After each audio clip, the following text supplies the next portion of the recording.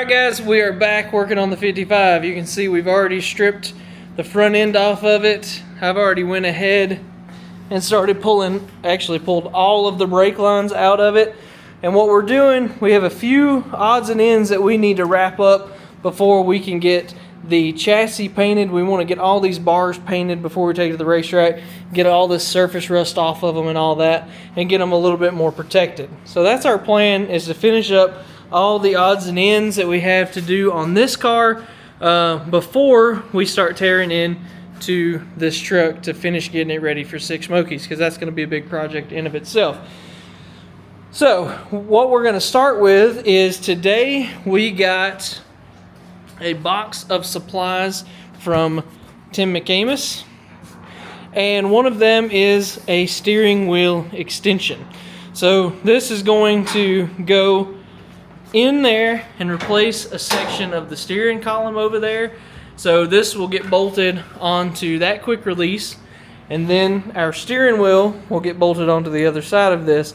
So whenever we pull the quick release, the steering wheel and this extension will all come out of the car and giving us an extra 6 inches to get in and out of the car easier. This does a couple of things. First off, it's just easier to get in and out of the car in general. The other thing is, in any sort of emergency, it's going to make getting out of the car that much faster. So if there was something wrong, you don't want to get tangled up on the steering column and not be able to get out of the car or something like that. So it's a bit of help all around, but it's also really helpful if there was some sort of emergency situation where we needed to do something to get in and out of the car.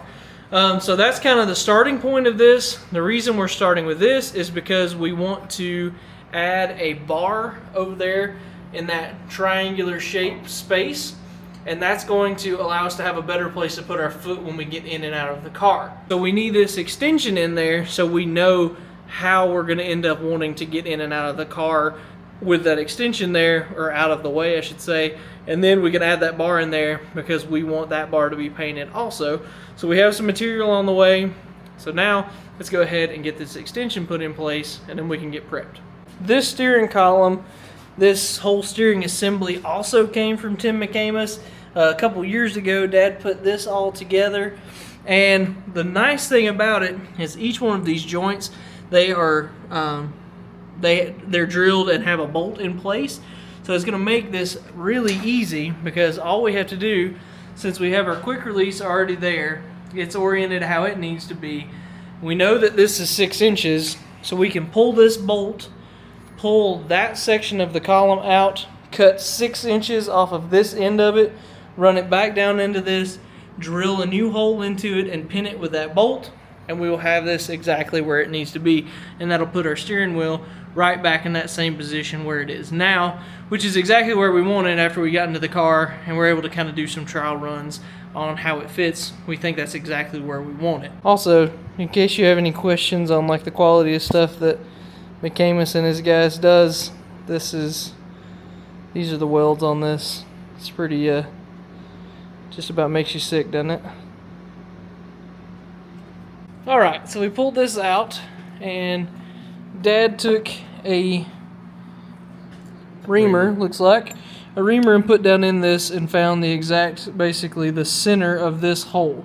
Then he zeroed out his mill and backed it up 6 inches. So it's going to put this hole exactly 6 inches, and more importantly, it's going to locate this hole, this new hole, in exactly the same orientation as this hole, making sure that our steering wheel is straight and all of our steering here on the car is in the exact same place where it needs to be, where we spent so much time trying to get it.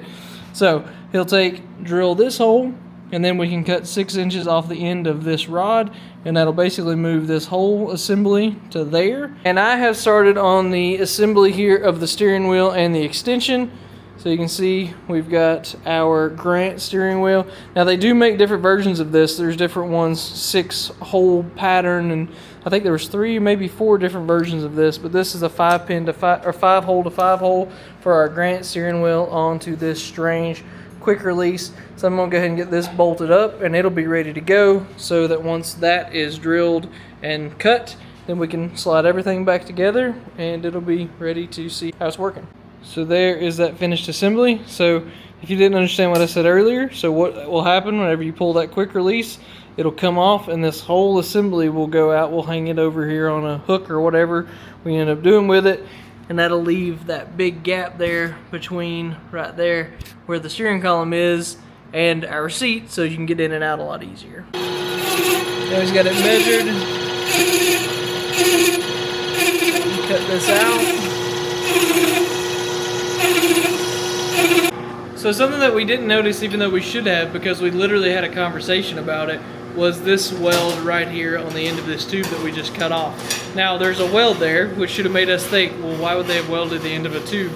Well, what they've done is they've actually sleeved this. You can see this is a pretty thin wall tubing to keep it light. This is all chromoly stuff also, but to keep it light, but to make sure it's more durable right there where that goes through with a bolt, they've actually sleeved it. I don't know if you can ever see it, but you can see there's a difference in diameter there.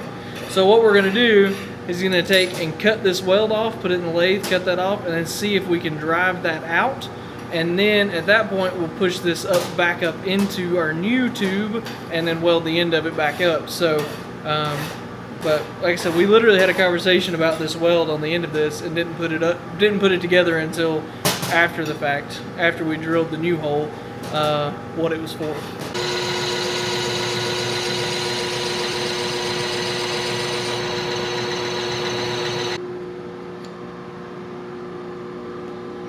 What does this mean?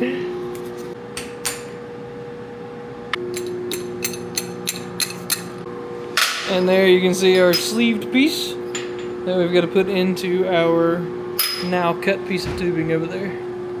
So we kind of purposely cut this a little too long, and you can see there's a gap there from where we cut the weld off of the sleeved piece, and then this is a little too long. So Dad took a pin and drove in here that's really tight on this.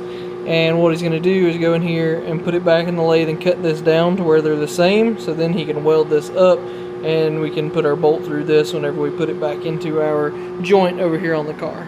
Alright, Dad got ahead of me a little bit, got that tube welded, got that sleeve put in there, it's welded up, and got it bolted back in here and back in place there. So now, if he'll put the steering wheel back on,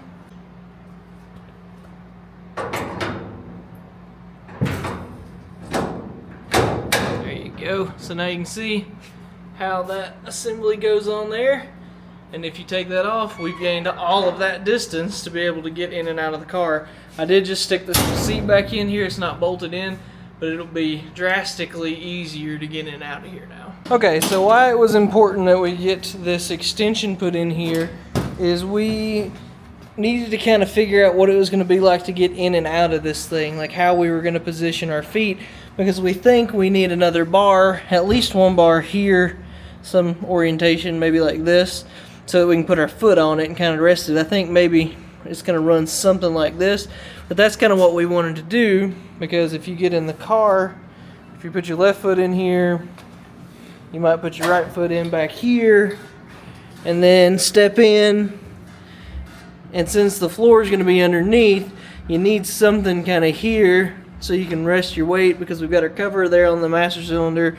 We have our riser that's going to be there, so you kind of need something here to put this foot on so that you can then lower yourself down into the seat.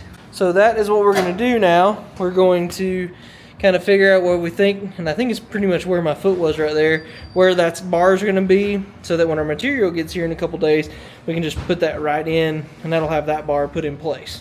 So if you're paying attention, the other thing that has changed here on the car is this guy right here.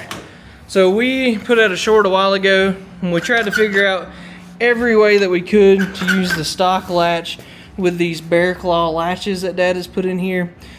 These things are just really good latches. They hold the door really well, but just to get everything mounted in this little space, you can see there's the button right to that latch, and trying to get all that to be able to go to this here and all that stuff, it was going to be too much stuff to try and package in here. So what we did is we got this kit from Tim McCamus that allows these latches. This will have a piece of we'll have a hole in the Lexan here in the window, so from the inside or outside you can hit that guy and open him up. So we'll take the door handles off this thing, which I don't love. I wish that they could stay, because I just kind of like the look of it being kind of a fully kind of stock car, but we don't want anyone, if something happens, to come up here and start trying to open the door like this when all they're going to do is hit that right there. As you guys know, we try to do everything the best we can. So for me, I wanted to figure out how that whole system needed to go into this door before I started trying to show you guys how we did it. So I did this driver's side door, but now we're going to jump into the passenger side door, and I'll show you what this kit takes to install. Now, in this first iteration, we're just putting it into the fiberglass door itself.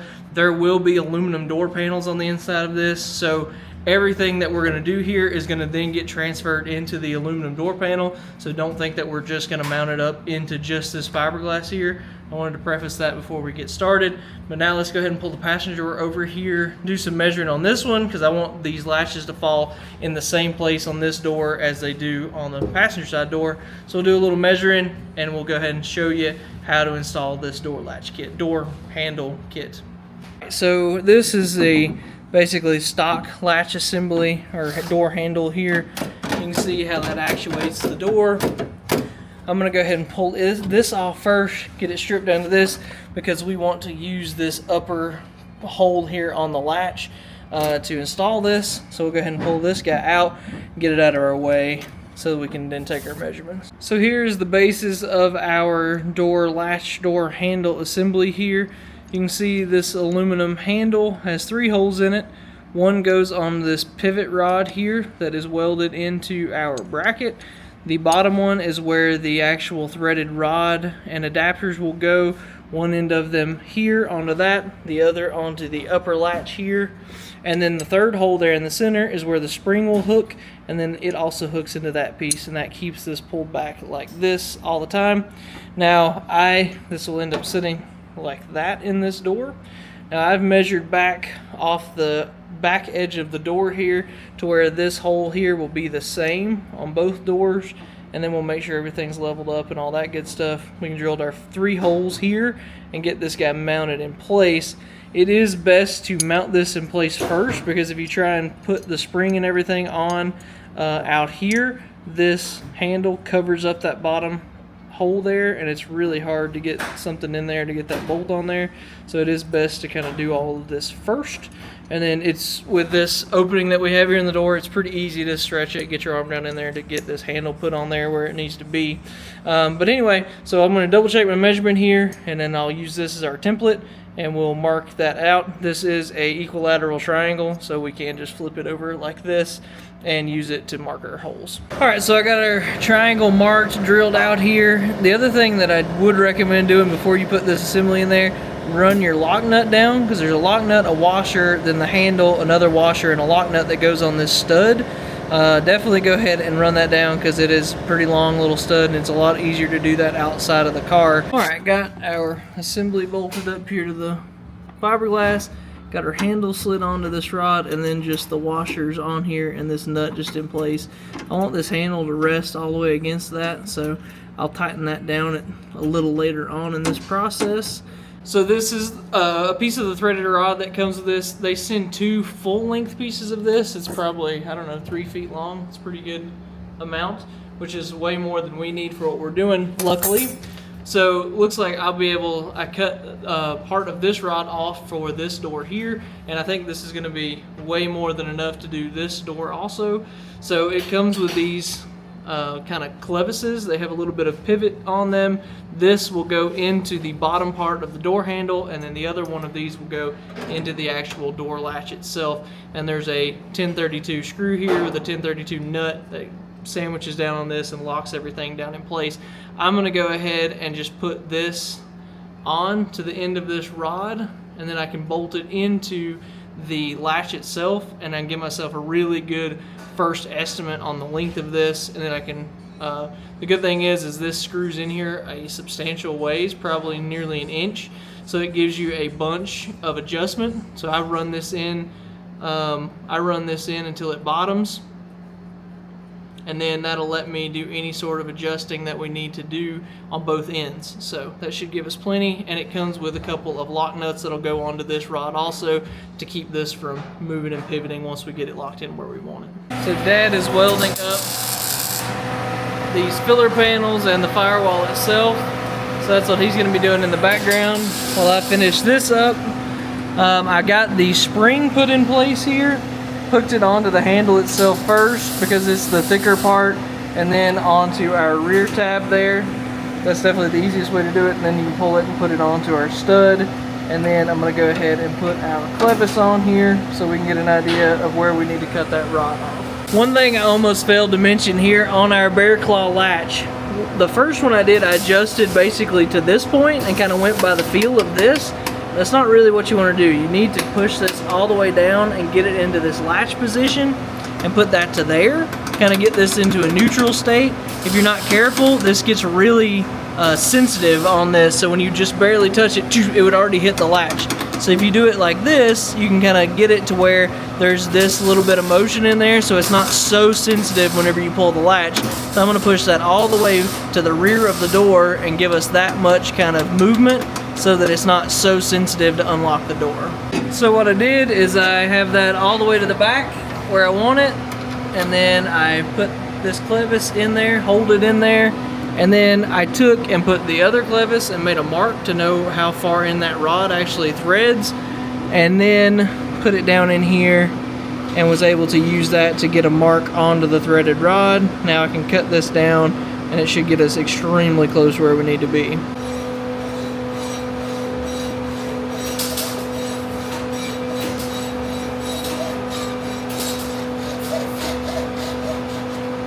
Went over to the belt sander and got a nice lead on this threaded rod, and that makes that so much better. Make sure to do that because it will bind up in the clevis if you don't give it that lead on it like that. Now I'm going to go ahead and run our jam nuts in here on both sides so that it's kind of ready to go. Now I may have to do some kind of final adjustments, but if we push our latch all the way down here, you can watch there's that much travel before it hits the latch, so there's enough, and then it lets it out. So that's the total travel on our latch. It's about right there, which should be pretty similar to what this one is here, I hope. Yep, very, very similar. So now let's go ahead. I went ahead, tightened this bolt up here, or that nut up there, tightened up the nut here on our stud. I just kind of run this down to where it's tight on the handle and then back it off about a quarter, half a turn, something like that, just to make sure that this movement here is free. And then also locked in the nut here on our other clevis. You can kind of see what that assembly looks like inside the door, and that one there. Now, something I should have said earlier on in this deal. This kit comes with these guys right here, and the instructions say to weld them to the upper part of this latch. Now we already had our latches in here, bolted in, and adjusted to how we wanted them, so we didn't want to mess with that. But because our throw is so short on this, and there's no interference with any of the fiberglass here on the door, everything's a good ½ inch or more space out away from it, nothing's binding or anything, and this opens really freely, we didn't do that. Now, I'm openly saying the instructions said to do that and we didn't, so I'm just letting you guys know. If you get this kit, it will say to add these extensions onto those levers, and I'm assuming that would be if the door was much longer, like these Pro Mod cars that are kind of have that stretched wheelbase and the doors are really long.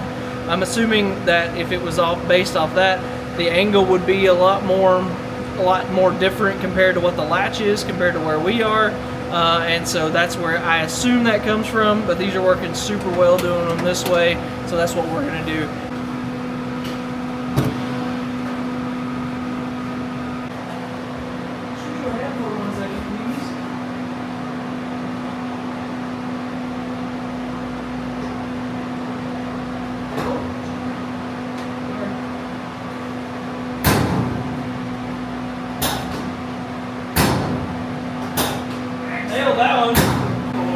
So you can see right there, there's about that much motion before it hits the latch, and then right there is what you need to do to latch it, and this closes up pretty easily.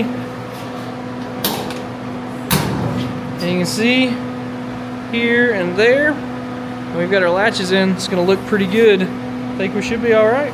Dad got these filler panels welded in, and they are structural now. They are very, very rigid.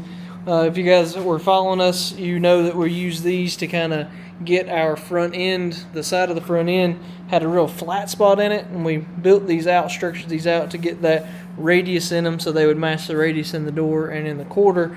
You guys can go back and check that out if you want to, but we got those welded in.